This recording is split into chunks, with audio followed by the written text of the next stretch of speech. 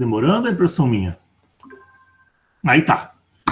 Bom, pessoal, vamos lá, vamos para a nossa live sobre circuito RL, resistor indutor, agora, em série, em corrente alternada. Vamos ver um fenômeno curioso que acontece quando você pega um fio e simplesmente enrola o fio. O fio enrolado não é igual a um fio esticado em corrente alternada.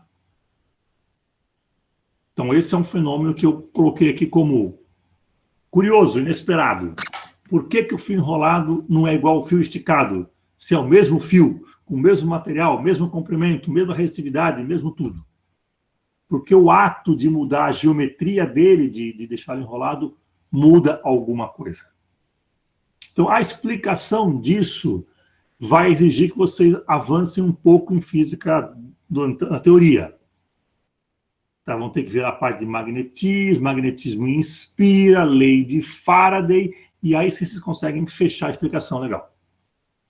No entanto, a observação experimental, inclusive a descrição desta propriedade que afeta a resistência, dessa propriedade, entre aspas, resistiva, que vocês já sabem que é uma propriedade reativa, é a reatância indutiva, dá para ser bem calculada, bem modelada, inclusive até dá para descobrir empiricamente qual que é a relação entre essa reatância com frequência, com a indutância e tudo mais.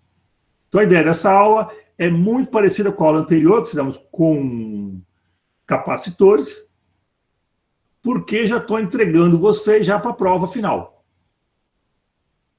Então, se na outra aula eu fiz toda aquela sequenciazinha, agora eu deixei meio solto, mas a sequência é praticamente a mesma, então não tem muito o que inventar. A aula que vem, totalmente solta, se vira. Também parecida com essa e a de RC. E a outra aula, nós vamos fazer uma coisa nova. Mas a gente fala depois da live. Vamos lá. Dúvidas sobre RL?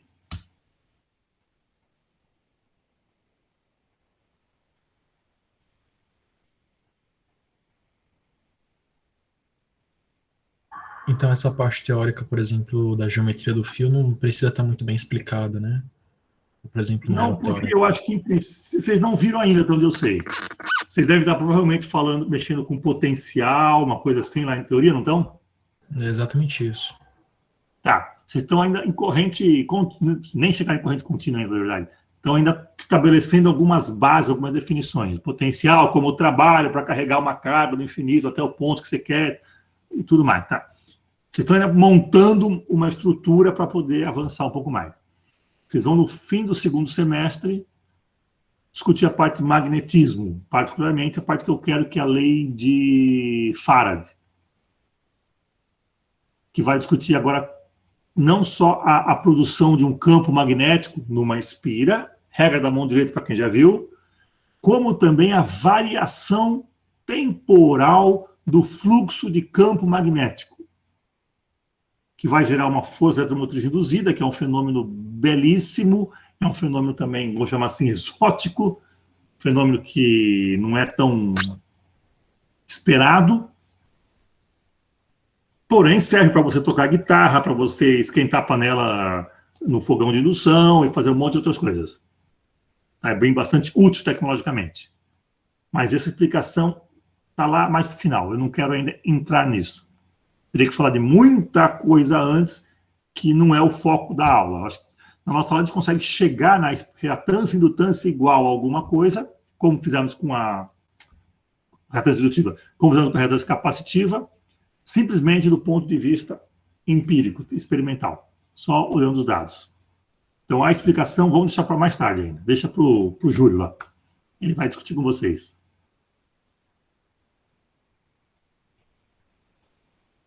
Beleza. Obrigado. O que eu deixo como curiosidade ou excentricidade é isso. Por que um fio enrolado é eletricamente diferente do que um fio esticado? Fio é fio, não é? Não exatamente agora. Depende da geometria dele. Então, pelo menos, eu acho que é um fenômeno pelo menos curioso, porque agora, quando você enrola o teu fio e guarda ele enroladinho, ele muda algumas propriedades.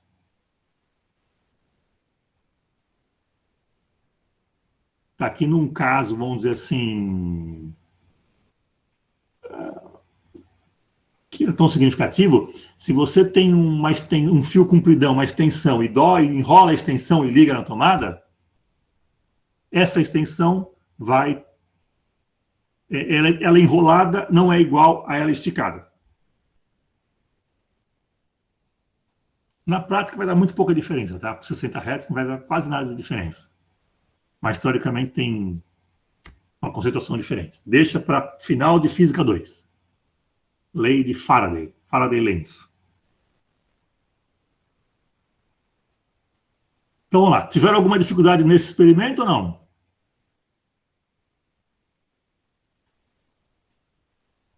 Vixe, pergunta chique. Ao enrolar o fio, ele causa uma ruptura na ordem geométrica atômica e afeta... Não, não, não. Para o mundo atômico, os átomos nem sabem que dobrou o fio. Eles são tão pequenos que o fio dobrado, enrolado, um biquinho, para os átomos, para os elétrons, que são mais importantes, não faz diferença alguma. Tá? Então, não é isso, não. Então, não vai afetar nada em termos atômicos. O que vai surgir é uma propriedade nova. Tá? Ao enrolar o fio, surge um campo magnético. Ao passar corrente alternada, surge a variação temporal do campo magnético. A variação temporal do fluxo desse campo magnético por uma área A produz um efeito chamado de força eletromotriz induzida, que é a lei de Faraday.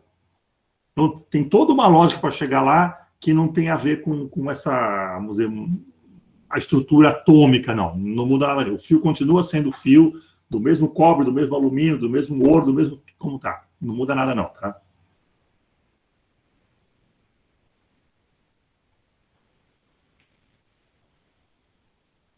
O que mais? Alguém já conseguiu chegar na equação, na expressão final para a reatância indutiva?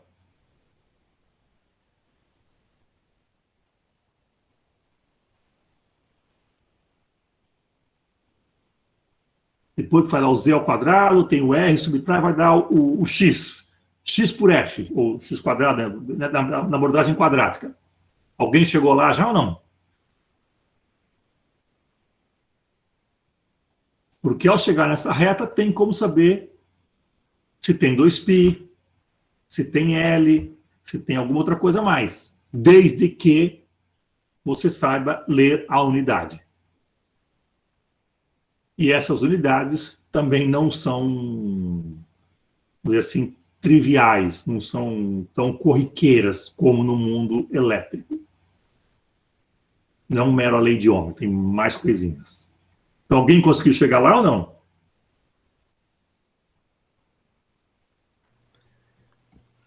Professor, boa noite. Oi, boa noite, Sandro.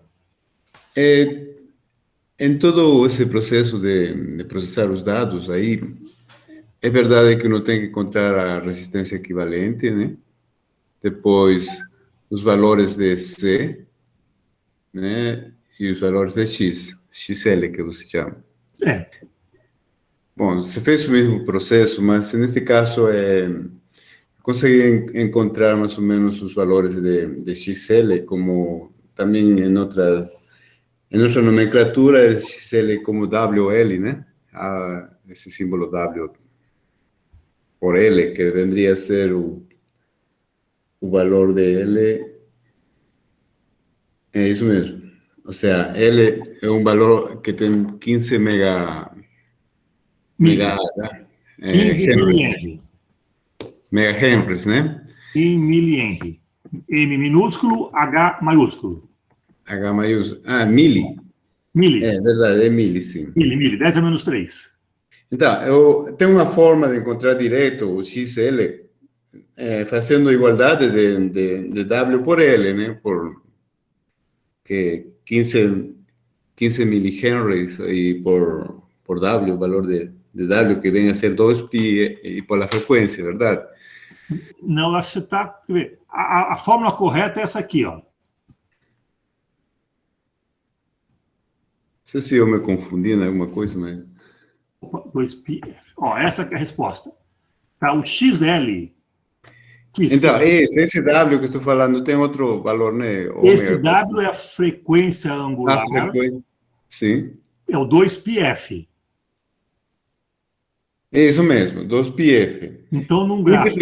Multiplicado por L, né, ele vai dar o XL que você está pedindo. 2πf vezes L é o XL. Concordo. Eu quero que você tire essa informação da reta XL por F. Tem que ser uma reta de coeficiente linear. Tem que ser uma reta, correlação 1, tem que ser linear 0, e o angular tem que estar esse 2πl, porque a variável é F. Pois então, fazendo o gráfico de XL com relação à frequência, ele dá uma reta praticamente, né? Uma reta ascendente, né? Onde, vendo a forma da reta, ele tem um y igual a 0,094x. Nesse caso, x é coeficiente 1 positivo, né? Ou seja, o exponente do x. Isso que dá no resultado do gráfico. Não sei se... Mas isso é na abordagem ainda aqui, z igual a r mais x, ou é z ao quadrado, igual a r quadrado mais x quadrado. Então, eu também fiz outro gráfico que sai o mesmo resultado, de z igual a raiz quadrada de r ao quadrado mais WL ao quadrado, certo? E sai a mesma reta no gráfico de XL com a frequência, dá o mesmo resultado com o outro gráfico que fez direto, de XL com WL. Tá, mas o que eu gostaria, que você não colocasse no problema que o XL é igual a WL. Eu quero que você tire do problema isso. Não é um dado de entrada, é um dado de saída. O que você tem de entrada é a frequência e a tensão no resistor. Aí começa a trabalhar. Vai calcular a corrente, da corrente você calcula a resistência equivalente, dali você desconfia que tem parte do resistor, parte do indutor, vai dar errado, aí você vai fazer isso aí quadrático e vai dessa análise tirar que XL é igual a 2πfL. Mas você tira como saída do problema, não é a dado de entrada. E se você colocar a resposta de cara, vai dar certo, claro. Não, mas aí eu fiz essas duas formas, né? A primeira é que encontrei a resistência equivalente, tudo bem? Encontrando a resistência equivalente, encontrei o valor, eu te denominei LC, que eu fiz a diferença entre a resistência equivalente com o valor da resistência utilizada, ou seja, esse é um valor bem pequeno. Começa pequeno e vai crescendo. Depois encontrei o valor de C, né? Aquele valor de C que você ensinou a...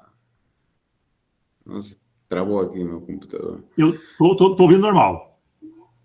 Não, esse é o meu Excel, travou. Só um minutinho. Tá. O que eu quero é que vocês façam... A resistência equivalente, o Z, em princípio, é o V0 sobre o I. Tá, então,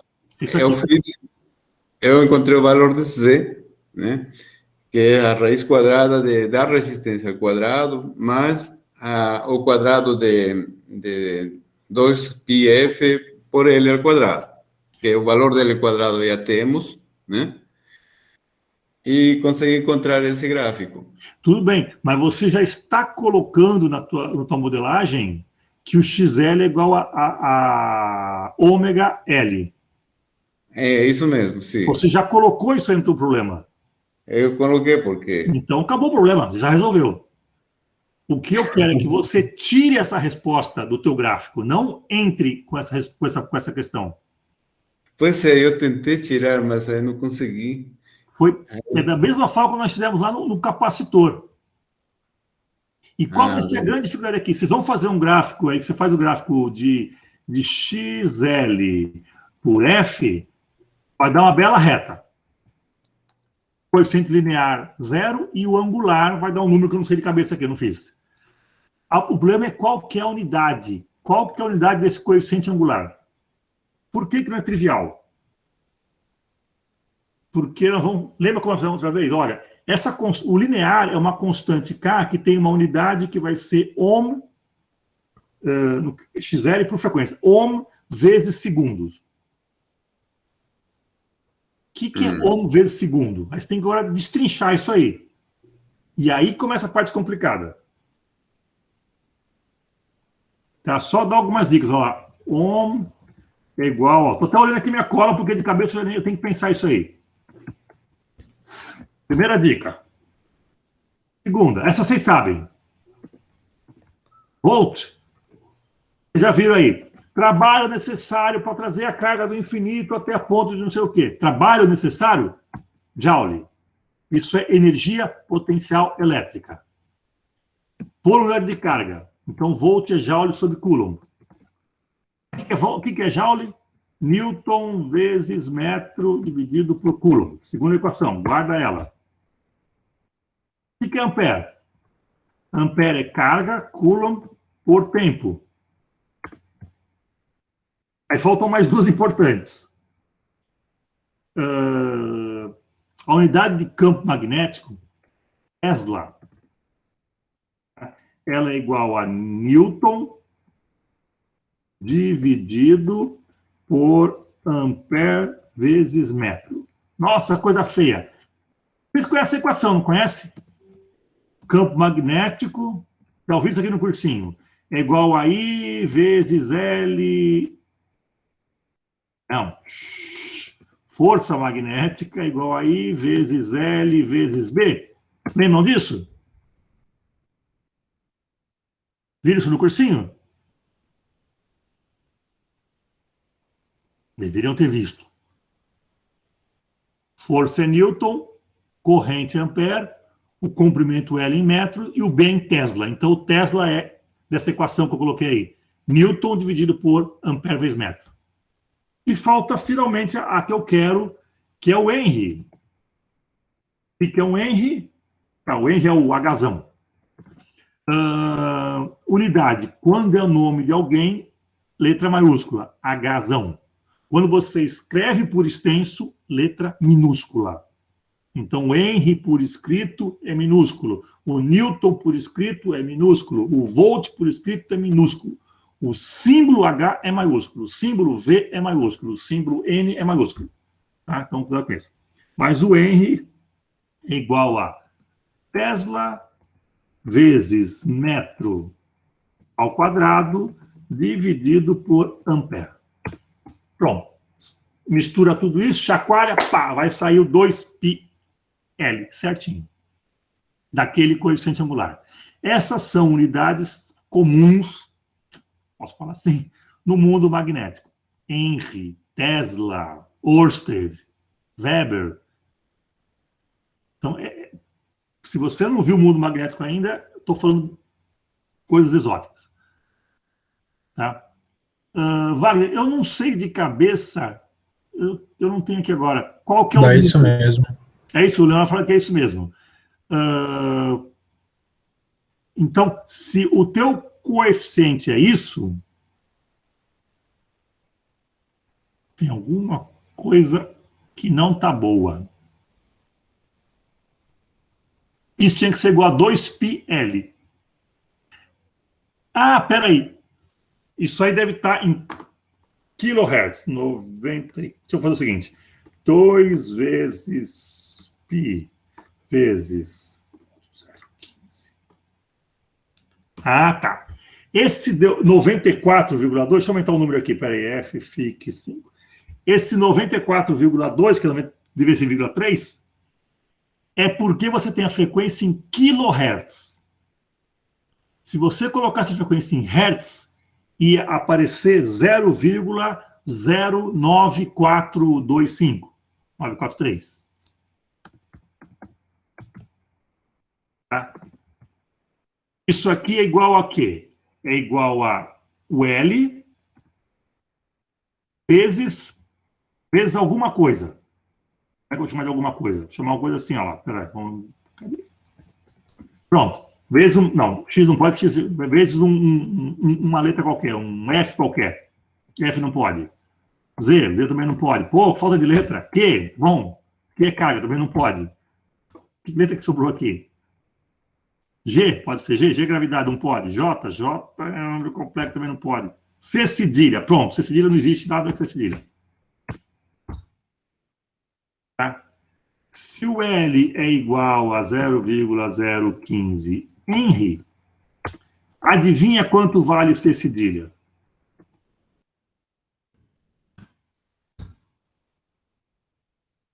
Fazendo as contas, 2π.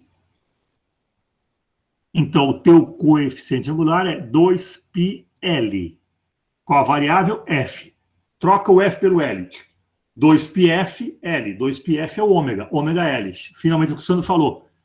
Eu estou tirando do gráfico que o ômega, que o XL é igual a 2πf vezes L. Ômega L. Não, não. Você pode trabalhar em kHz, mas não pode esquecer que o quilo está lá. Tá? Então, você vai ter que só lembrar desse 10 ao cubo, ou menos ele pensa divino ou sublime. Tá? Quilo é um número só. A unidade realmente é o hertz. É só uma questão de atenção. Atenção e número feio. 0,000 fica muito feio. Mas na hora de você botar a unidade, não é 2 quilopi, é 2π. O quilo está lá na frequência. Tá? Então é só mais uma atenção do que não é um erro, mas tomar cuidado.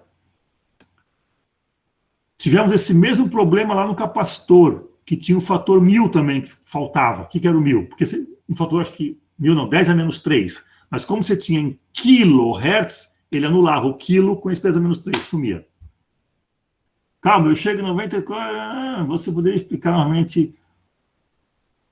Então, peraí. Você fez um gráfico de XL,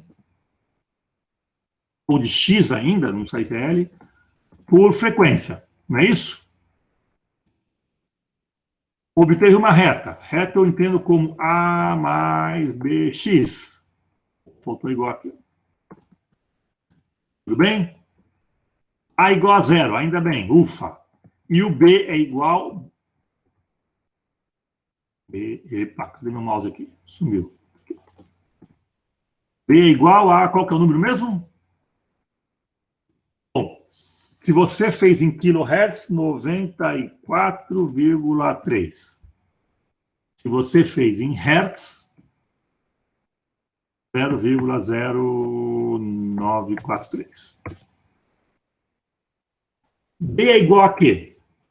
B é igual a L, que é 15 mH, vezes alguma coisa, que eu vou chamar de C cedilha, por falta de letra. Quanto vale C cedilha? Faz as continhas aí. C cedilha igual a 2π. Portanto, XL é igual a Y é igual a 0 mais B, o que é o B? 2πL vezes F, que eu vou escrever como 2πF vezes 2πF, deixa eu botar aqui entre parênteses, vezes L, conhecido também como ômega L. Pronto, olha que facinho.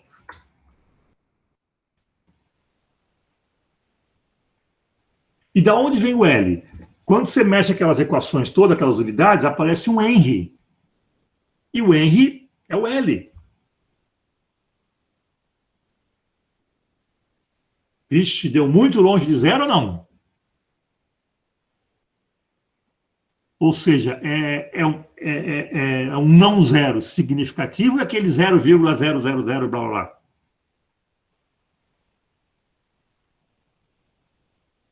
Tá? Se for um zero, é que eu não tenho o gráfico aqui, mas eu acho que 1,23 eu acho que parece meio grande. Não, peraí, para XL. Quais são os valores de XL, máximo e mínimo? Qual o valor máximo de XL nesse gráfico? É que eu não tenho o gráfico aqui, por isso que eu não posso.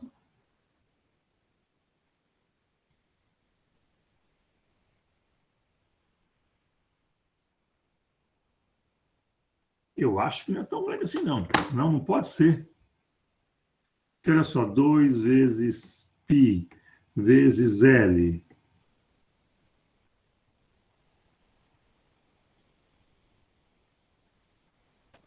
Professor, Oi. o nosso linear, ele não deu zero lá no caso da retângulo capacitiva ao quadrado. Ele deu menos 1,23 mais ou menos. E o eixo tem que valores? Qual o valor máximo do teu eixo? O valor máximo? Só um instante. Porque isso aí está em ohm, tá? 1,3 ohm. 1 ohm é muito baixo. Né? Nós usamos qual frequência? 60 kHz.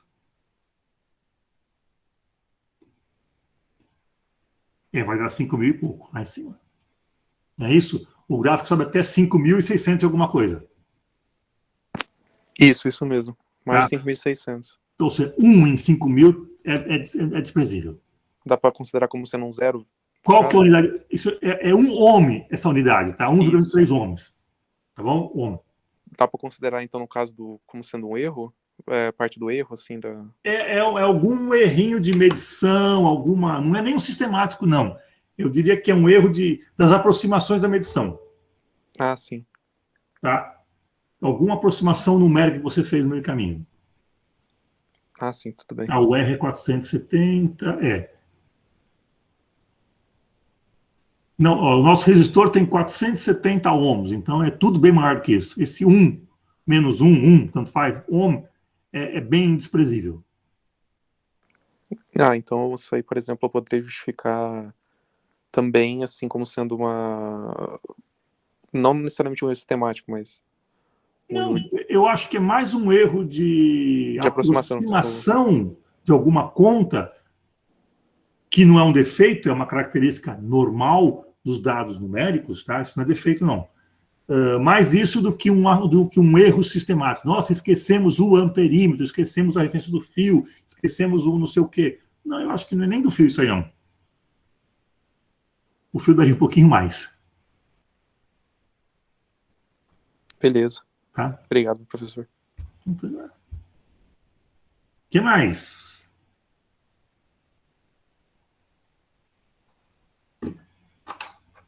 Ou seja, nós estamos repetindo o raciocínio do RC. Se o RC foi novidade, agora já não é mais. Agora é só uma revisão, é a aplicação da mesma lógica, com o mesmo pulo do gato, com o mesmo ato de desespero, com o mesmo Z ao quadrado que vem da cartola, que nós fizemos lá atrás. E com essas unidades malucas agora, tá? Novidade, tá bom, as unidades são terríveis. Então, em princípio, zero novidades. A dificuldade vai ser fazer o relatório, porque eu vou querer um resumo estruturado, e aí vocês vão me dar trabalho de novo. Tá melhorando já, tá ficando quase bom. Professor, nesse caso, a gente consegue tirar esse resultado sem ser de um gráfico de log, porque não está um sobre alguma coisa? Por que a gente consegue tirar? É por causa disso? Porque a relação XL e F é linear. No capacitor era 1 sobre F. F é menos 1. Por isso que fomos para o de log. Lembra? Reta em papel de log é do tipo y igual a x elevado a b. Tá? Como é que é a aula passada? O x era igual a um número vezes frequência elevado a menos 1. 1 sobre frequência. Então, nós tivemos que ir para o de log para poder ver uma reta, e ao ver uma reta, concluir que é uma função potência, e ao ver a função potência, concluímos que o expoente é menos 1, e, portanto, o coeficiente, o A, dava aquele número. Aqui é mais rápido, é mais fácil, porque a relação entre o x e o f já é linear, já é uma reta em milimetrado. X igual a uma constante vezes f, elevado à primeira. Pronto. Nem se você passasse por de log, o que ia dar? Uma reta também. Só que só ia fazer conta mais. Só isso. Então, nesse... Dá uma reta, professor, e mesma coisa. Porque, como é uma reta mesmo, o resultado também sai a mesma coisa. Sai, mas só mais trabalho, só isso. Mais continha. Ou seja, é desnecessário fazer contas a mais quando você não precisa. Você já tinha a resposta no mundo milimetrado. Para que passar por de log? Porque lá no capacitor, a curva reatância por frequência dava uma hipérbole. Dava uma curva que vinha lá do infinito e ia lá para o zero. No de log, reta. E reta eu sei trabalhar, então tudo bem. Agora não, já deu reta no milimetrado. Para que complicar? Bom, pode fazer para aprender, ótimo, bom, gostei. Boa iniciativa. Porque dos dois gráficos vai ter que sair o mesmo resultado. Afinal, são os mesmos dados, só que em métricas diferentes. Então, não pode dar diferente. Só que o milimetrado é menos conta do que o de log. Só isso. Tá, um de log você vai ter que procurar o valor de f igual a 1, procurar quanto vale esse eixo, vai dar continha só. O milimetrado é mais rápido.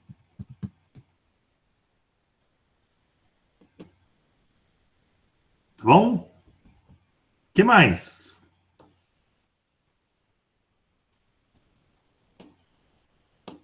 Tudo bem, Leonardo? Entendeu? Então, o milimetrado aconteceu de já dar reta. Eu não precisei passar por de log porque já estou vendo uma reta. Deu para pegar sim, valeu.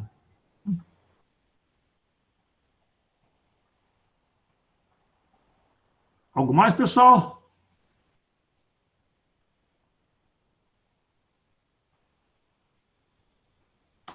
Tranquilo? Podemos encerrar?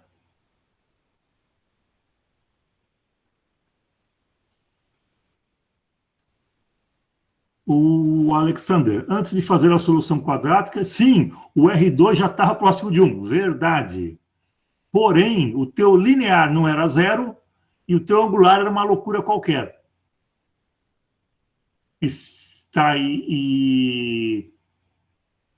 você não ia mostrar que o teu linear, desculpa, o teu angular era igual a 2πl. Ia dar uma coisa parecida, talvez, mas não muito igual. Se é que dá, eu acho que não sei nem parecido, não, ia dar diferente, não. Tá? A solução fica redondinha, você encaixa a solução num modelinho simples quando você faz quadrático. Então, vamos lá. Quando posso saber que está bom? Boa pergunta. Porque o R2 dessa primeira reta, se eu não me engano, dava 0,99 algo. O comecinho era curvo e depois era reta. Então, já te dá a impressão de ser um R quadrado de uma curva boa. Tá? Mas você não ia chegar no x igual a ômega-L. Tá? Então, você ia descrever matematicamente, mas não ia conseguir extrapolar esse resultado para outras aplicações. Porque em outras aplicações, essa reta perfeita não ia satisfazer algumas condições. Então, não seria não seria bom parar por aí. Tá? Lá no capacitor, acho que foi mais crítico a mudança. Pô, deu errado, vamos fazer uma coisa nova, melhor. Tá? Mas o mundo científico é assim mesmo. Tentou, opa, cheguei numa solução, que bom. Daqui a pouco ela vai furar, porque tem uma solução melhor. Tá? Então, no mundo real é assim, você não sabe onde você quer chegar. Bom, às vezes você tem a teoria esperando que o experimental chegue lá. Às vezes você tem o resultado experimental esperando que o teórico chegue lá. Às vezes você não tem nenhum dos dois. Olha, ainda bem que isso acontece. Significa que nós temos emprego e trabalho por um monte de tempo ainda. Isso é nossa diversão. Não saber onde chegar. Porque tem coisa para pesquisar. Pô, isso é coisa melhor que isso? Nada melhor do que não saber. Ou saber que não sabe. Talvez seja melhor. Tá? Então, o que você faz? Você tem um modelo e fala, olha, meu experimento prevê esse resultado. Vamos colocá-lo à prova. Vamos tentar ver se ele se aplica em várias condições. Vamos ver se ele aplica em todas as condições. Porque se ele se aplicar só em uma, foi sorte. Tá? O próprio ato de desespero do Planck, que foi uma loucura. Imagina a loucura que deve ter sido isso quando ele propôs aquela... Até para ele deve ter se sentido assim meio mal de ter proposto da cartola uma quantização maluca daquela. Porém, explicou um monte de fenômeno. Falou, olha, eu não sei o que é isso, mas que explica isso, explica. Opa, então, peraí. Foi uma inspiração muito boa. Vamos ver o que é isso. Aí foram atrás, e aí sim conseguiram demonstrar, ou provar, ou medir, botar uma teoria e construíram assim a mecânica quântica. Não de maneira tão romântica assim, mas e não tão rápida assim, mas o resultado que ele chegou, depois de um chute, de um ato de desespero, explicou um monte de coisa. Então, falei, não sei o que é, mas deu certo. Esse teve outros, não, ele explicou corpo negro, explicou quantização, explicou um monte de coisa.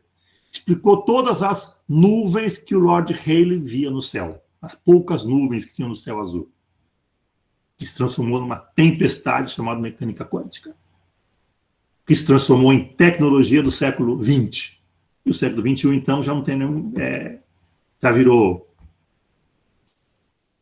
coisa comum já, quântica.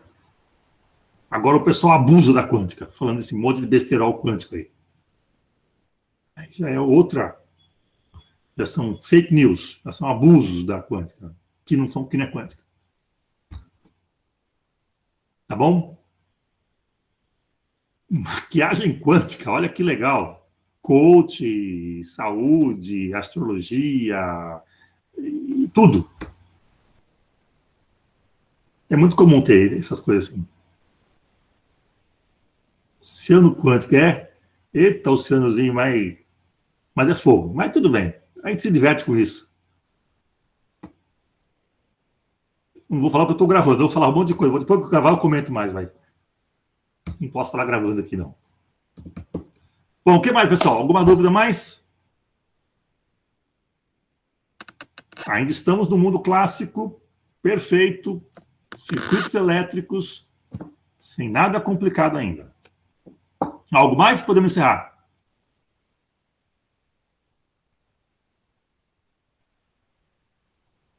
Tudo bem? Então, vou parar a gravação por aqui, para não ficar muito extensa. Vamos lá.